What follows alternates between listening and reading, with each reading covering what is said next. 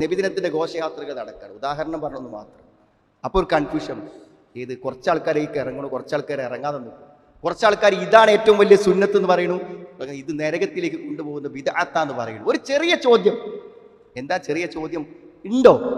നബി സ്വല്ലല്ലാഹു സഹാബത്തും അങ്ങനെ ഒരു ദിനം ആചരിച്ചു? റസൂലുള്ളാഹി സ്വല്ലല്ലാഹു അലൈഹി വസല്ലമയുടെ അതേ പ്രായമുള്ള ആളുകൾ, അതേ ദിവസത്തിൽ ജനിച്ച ആളുകൾ ഒരു പക്ഷേ പ്രവാചകന്റെ വഫാത്തിന് ശേഷം ഉണ്ടായിരുന്നല്ലോ. അവർ പ്രവാചകന്റെ വഫാത്ത് കഴിഞ്ഞ് അടുത്തൊരു റബീഉൽ അവ്വൽ വന്നപ്പോൾ ആ 12-ന്റെ അന്ന് എന്തെങ്കിലും ചെയ്തു. ചിലപ്പോൾ തിങ്കളാഴ്ച നോമ്പിനെ തെളിവ് വിളിച്ചിട്ട് പറയും അന്ന് ഞാൻ ജനിച്ച ദിവസമാണെന്നാണ് പറഞ്ഞത്. അപ്പോൾ തിങ്കളാഴ്ചക്ക് ഒരു പ്രത്യേകത ഉണ്ട്, പിന്നെ നബി ജനിച്ച ദിവസത്തിന് പ്രത്യേകത ഉണ്ട് എന്ന് പറയും. അപ്പോൾ സുഹൃത്തുക്കളെ, എന്താ നടത്തേണ്ടത്? നബിദിനത്തിൻ്റെ അന്ന് ചോറ് വിളമ്പല്ലല്ലോ, നോമ്പൊൽക്കല്ലേ വേണ്ടത്. അതാണ് തെളിവെങ്കിൽ, പ്രമാണമെങ്കിൽ അതല്ലേ ചെയ്യേണ്ടിയിരുന്നത്. ഇപ്പൊ യാതൊരു പ്രമാണവും 3 നൂറ്റാണ്ടിൽ ഒരാളും നബിദിനം ആഘോഷിച്ചിട്ടില്ല എന്ന് വ്യക്തമായി കഴിഞ്ഞാൽ മാ അന അലൈഹിൽ യൗമ വസ്ഹാബി, ഒന്നും കൂടെ വ്യക്തമായിട്ട് മറ്റൊരു റിപ്പോർട്ട് കാണാം. മൻ കാന അലാ മിസ്ലി മാ അന അലൈഹി വഅസ്ഹാബി, ഞാനും എൻ്റെ സഹാബത്തും ഏതുപോലെയായിരുന്നോ അതുപോലെ ആയവർ മാത്രമാണ്, ആ കക്ഷി മാത്രമാണ് സ്വർഗത്തിന്റെ കക്ഷി. എന്ത് സംശയ സുഹൃത്തുക്കളെ? ഇനിയിപ്പോൾ നമ്മൾ പോയി കിതാബ് നോക്കണോ, തർക്കിക്കണോ, സംവാദം വേണോ, എന്തെങ്കിലും ആവശ്യമുണ്ടോ? ഒന്നും വേണ്ട. സഹാബത്തിന്റെ അന്നുണ്ടോ? ഒരു ചോദ്യം. സഹാബത്തിന്റെ അന്നില്ലേ? എന്നാൽ അത് ഇസ്ലാമിൽ ഇല്ലാത്തൊരു കാര്യമാണ്. കാരണം ഇസ്ലാമിനോട് അത്ര പ്രതിബദ്ധതയുള്ള, എന്ത് കണ്ടാലും അത് ചെയ്യണമെന്ന് ആഗ്രഹിച്ച, നബി സ്വല്ലല്ലാഹു അലൈഹി വസല്ലം ഇരുന്നോർത്തിരുന്ന, നബി കഴിച്ച അതേ ഭക്ഷണം കഴിക്കണമെന്ന് വാശി പിടിച്ച ആ ആളുകളുടെ കാളും ഭക്തരാണോ നമ്മൾ? ആ ആളുകളെക്കാളും പ്രവാചകനോട് സ്നേഹമുള്ളവരാണോ നാം ആലോചിക്കേണ്ട കാര്യമാണ്. അങ്ങനെയാണെങ്കിൽ ഈ ഒരു ചോദ്യം കൊണ്ട് കണ്ടുപിടിക്കാൻ പറ്റാത്ത ഏതെങ്കിലും ഉണ്ടോ സുഹൃത്തുക്കളെ? നബി സ്വല്ലല്ലാഹു അലൈഹി വസല്ലം കാലത്ത് നേരെ കണ്ണുകൊണ്ട് കണ്ടതല്ലേ ഉഹുദിലും ബദറിലൊക്കെ മരിച്ചു വീഴുന്ന രക്തസാക്ഷികളെ? അവർ മരിച്ചു കിടക്കുന്ന ഖബറുകൾ അവർക്ക് അറിയില്ലേ? അവർ പോയോ? അവിടെ നിന്നിട്ട് അവർ തങ്ങളുടെ കാര്യങ്ങൾക്ക് വേണ്ടി ചോദിച്ചോ? അതൊന്ന് മനോഹരമായി സംവിധാനിച്ചോ? അതിൻ്റെ മേലൊരു മാർബിൾ കല്ല് എടുത്തു വെച്ചോ? അവരത് ചെയ്തിട്ടില്ലെങ്കിൽ എത്ര മഹാ മരിച്ചാലും ആ ഖബറും പുറത്ത് ഇഷ്ടിക വെക്കാൻ നമുക്കെന്തു തെളിവാനുള്ളത്?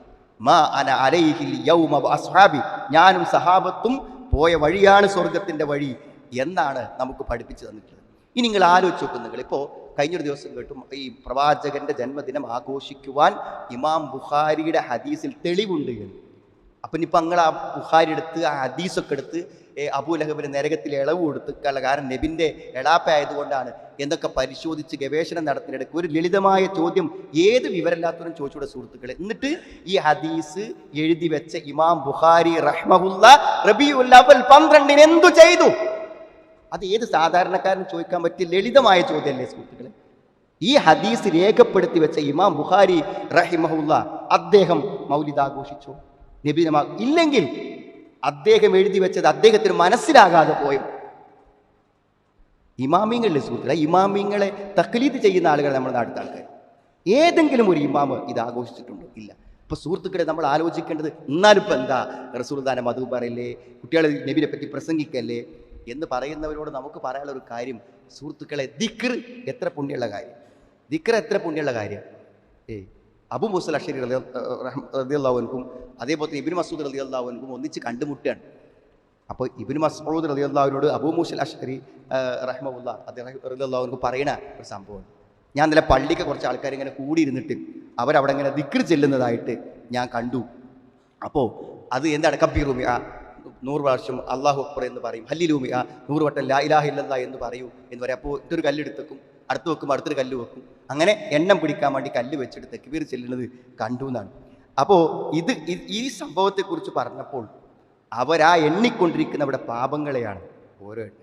അപ്പം എന്താ സുഹൃത്തുക്കളെ, പള്ളീൻ്റെ ഉള്ളിലിരുന്ന് ലാ ഇലാഹ ഇല്ലല്ലാഹ് തെറ്റാ, അല്ലാഹു അക്ബർ അത് കൂടി ഇരുന്നിട്ട് ഒരു പുതിയ കർമ്മം ഉണ്ടാക്കിയപ്പോൾ നബി സല്ലല്ലാഹു അലൈഹി വസല്ലമയുടെ വഫാത്ത് കഴിഞ്ഞ് പ്രവാചകൻ ഉപയോഗിച്ച വസ്തുക്കൾ നശിക്കും മുമ്പ് പുതിയൊരു ബിദ്അത്ത് സമൂഹത്തിൽ ഉണ്ടാക്കുകയാണോ എന്ന് എത്ര വ്യക്തമായിട്ടാണ് പ്രവാചകന്റെ ഏറ്റവും ഉന്നതനായിട്ടുള്ള ഒരു മഹാനായ സ്വഹാബി ചോദിക്കുന്നത്. അപ്പോൾ സുഹൃത്തുക്കൾ, അതുപോലും പറ്റൂലെങ്കിൽ പിന്നെ സ്വാഭാവികമായി നമുക്ക് ചിന്തിക്കാവുന്ന കാര്യമുള്ളൂ. അപ്പോൾ നബി സ്വല്ലല്ലാഹു അലൈഹി വസല്ലമയുടെ കാലശേഷം സഹാബത്തിൻ്റെ കാലശേഷം നല്ലതെന്ന് വിചാരിച്ചുകൊണ്ട് ഉണ്ടാക്കുന്ന കാര്യങ്ങളെക്കുറിച്ച് നമ്മൾ മനസ്സിലാക്കേണ്ടത്, അള്ളാഹു നല്ലതാണെങ്കിൽ നബിയും സഹാബത്തും ചെയ്തിട്ടുണ്ടായിരിക്കും. അവർ ചെയ്യാത്തതൊന്നും നല്ലതല്ല, അന്നില്ലാത്തതൊന്നും ദീനല്ല, അന്നുള്ളത് മാത്രമേ ദീനുള്ളൂ എന്നതാണ്. അപ്പോൾ പറയാണ്, ഇന്നിപ്പോൾ ഇത് വേണ്ടെന്ന് പറയുന്ന ആളുകളോട് പറയും, നിങ്ങൾ പൂർവികന്മാരെ അംഗീകരിക്കാത്ത ആൾക്കാരാണ്.